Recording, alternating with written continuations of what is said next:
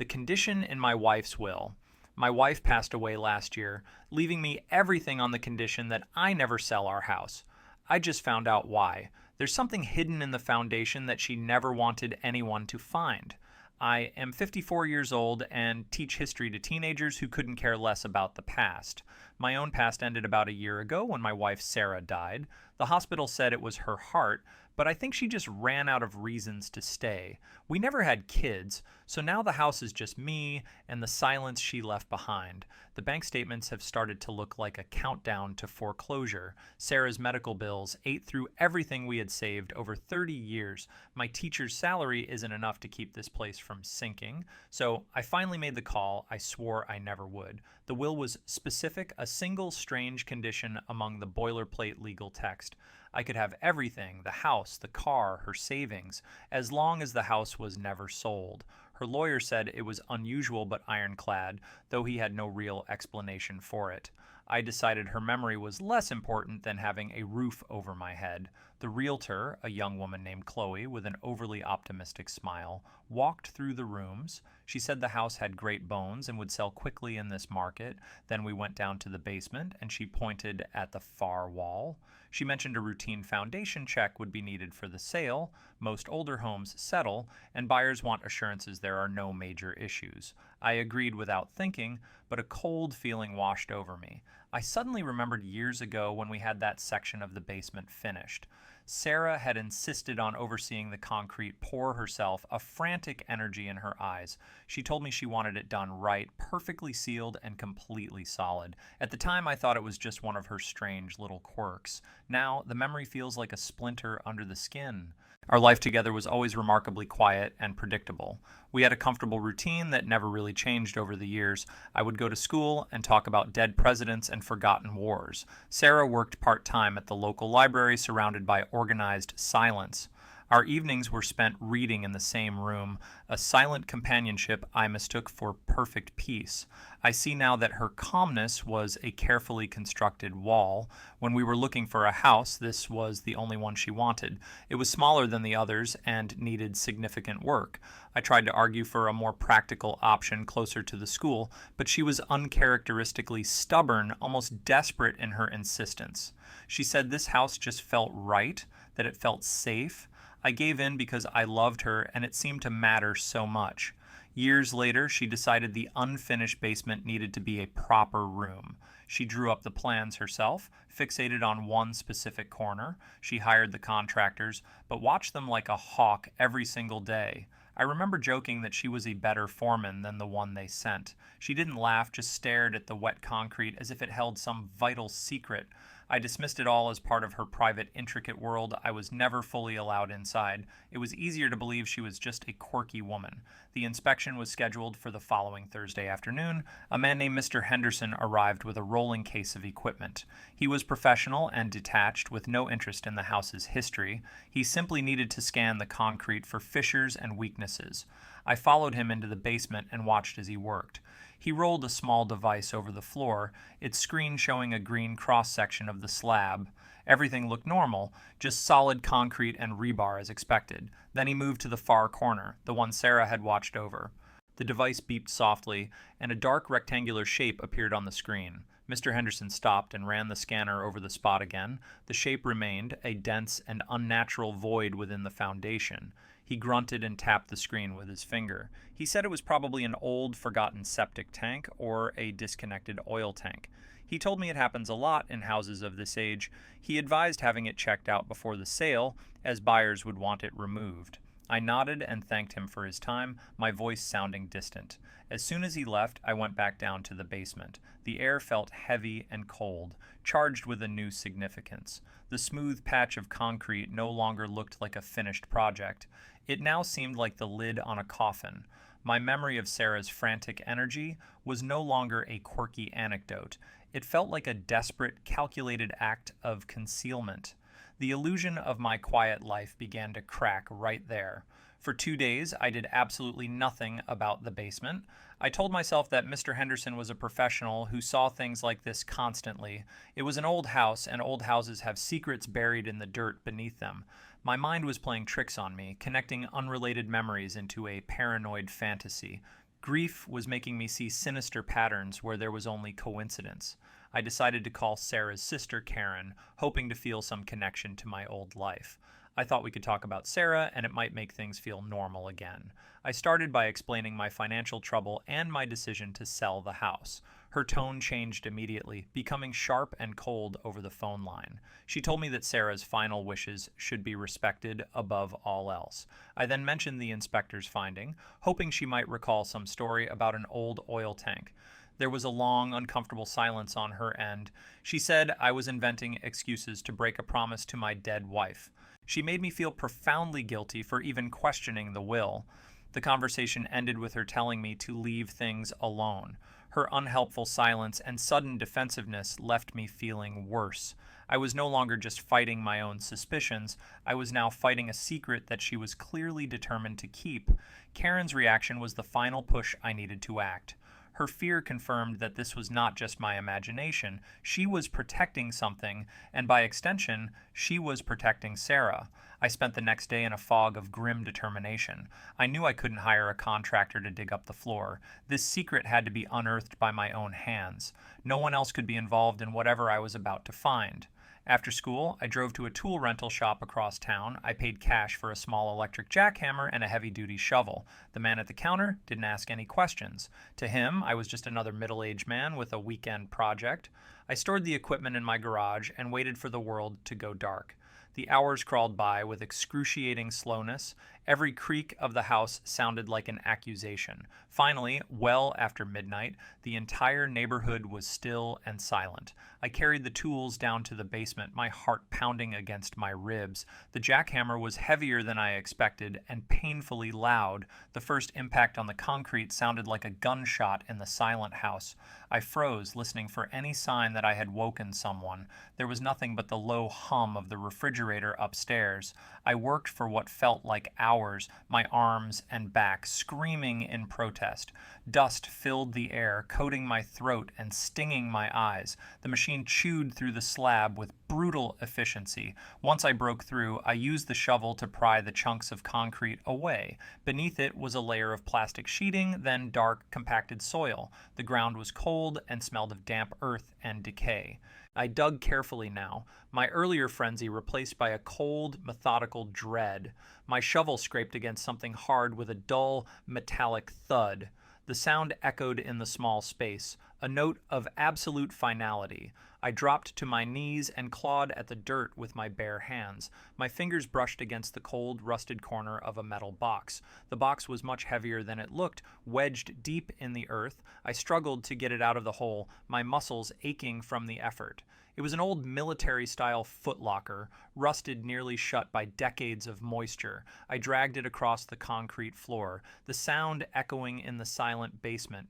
There was no key, just a thick padlock corroded with age. I went to my workbench and found a crowbar and a heavy mallet. For a moment, I just stood there, holding the tools in my hands. Part of me wanted to put them down and bury the box again. I wanted to pour new concrete and pretend this night never happened.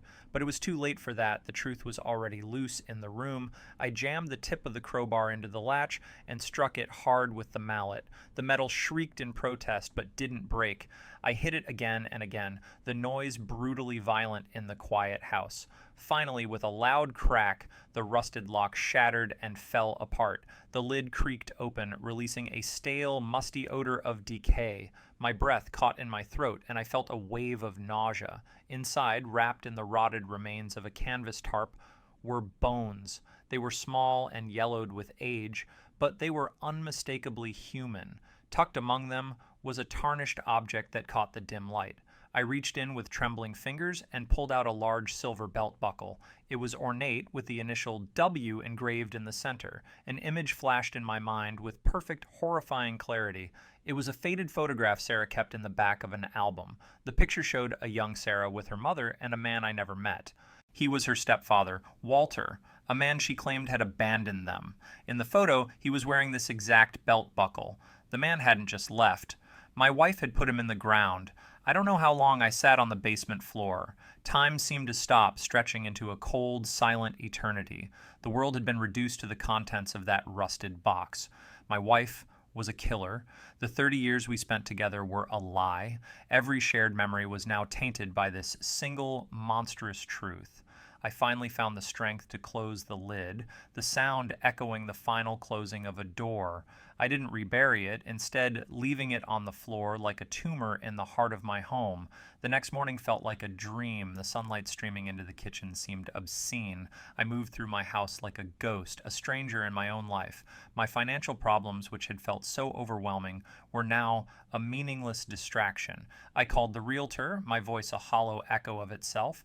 I told Chloe I had a sudden change of heart about selling. She was silent for a moment, then her professional cheerfulness returned, slightly strained. She said she understood and would cancel the listing immediately. With that one short phone call, I was completely and utterly trapped. The house was no longer a home, but a mausoleum. Every room held the presence of a woman I never truly knew. The photographs on the wall were of a stranger with a dark, violent secret. I felt her everywhere, a silent guardian of the crime she had buried. My quiet, comfortable world had shifted irrevocably. I was now the unwilling keeper of my wife's hidden legacy of violence. She had not only killed a man, but had made me her accomplice after the fact. Weeks passed in a monotonous gray haze of existence. I went to school, taught my classes, and came home to the suffocating silence. The box in the basement remained untouched, a silent monument to the death of my life.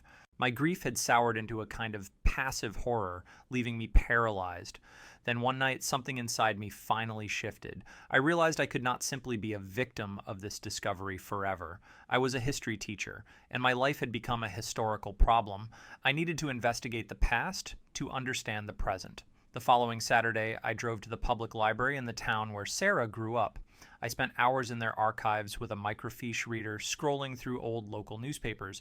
I was looking for a name, Walter. I found him in small, buried articles from over 40 years ago. There was a police blotter entry mentioning a domestic disturbance call to their address. Another brief article named him as a person of interest in a brutal bar fight. A final short piece noted his sudden disappearance, which was treated as a man simply abandoning his family. The articles painted a clear picture of a violent, cruel man. My wife hadn't killed a stranger. She had erased a monster. That knowledge changed everything. I stopped seeing her as the woman who betrayed me with a lie. I started seeing her as the young girl who found a way to survive. My retaliation wasn't going to be against her memory. It was going to be an act of preserving her desperate justice. I would no longer be a passive keeper of a secret. I would become its active, willing guardian. My first act as guardian was to put the secret back in the ground. I carried the heavy box back to its hole in the foundation. I worked with a methodical precision that felt cold and unfamiliar. This was not a panicked concealment, but a calculated entombment. I mixed a fresh batch of concrete and poured it into the cavity. I smoothed the surface carefully until it was perfectly level and seamless. No one would ever know that the floor had been disturbed. A few days later, Karen's car appeared in my driveway unannounced. She claimed she was just in the area and wanted to see how I was doing. We sat at the kitchen table with coffee, the air thick with unspoken questions. Her eyes darted around the room, searching for something out of place. I was no longer the grieving, confused man she had spoken to on the phone. I was calm and observant, my resolve a silent armor around me. In a lull in her nervous chatter, I decided to act. I asked her if she ever thought about her stepfather, Walter. I wondered aloud what might have really happened to a man like that. A flicker of pure terror crossed her face before she quickly concealed it. Her hand trembled slightly as she lifted her coffee cup. She insisted that she never thought about him at all. She said that some things from the past were better left buried. Her confirmation was as clear as a spoken confession. She had known something, or at least suspected enough to be terrified. The secret was now an unavoidable presence between us. She left quickly after that, and I knew she would never come back. The encounter with Karen solidified a single cold truth in my mind. The secret was only safe as long as I personally controlled the house. After my death, the property would pass to relatives or the state. Sooner or later, someone curious would decide to renovate the basement. My entire effort would have been for nothing. I needed a permanent solution that would outlive me. For several nights, I sat at my desk researching options with grim focus. I considered leaving a detailed confession in a will, but that felt too dramatic. I thought about creating a complex legal trust to own the house indefinitely, but these were all personal solutions prone to human error and emotion. I needed something impersonal, something corporate and final. The answer I found was not in law books, but in financial documents. A reverse mortgage was the perfect instrument, a clean and brutal end. It would solve my immediate money problems, freeing me from the debts that started this. It would allow me to remain in the house until my own death. Most importantly, it would transfer the deed to a faceless lending institution. A bank has no memory and no sentiment. To them, this house would just be a number on a balance sheet. The property would be liquidated with bureaucratic efficiency. The secret would be buried forever, not under 6 feet of dirt, but under a mountain of corporate paperwork. The process was as sterile as I had hoped. I met a loan officer in a glass-walled office that felt cold and detached. He saw me only as a demographic, an aging homeowner cashing out his equity. I was just another file to be processed. I calmly answered his questions and provided the necessary documents.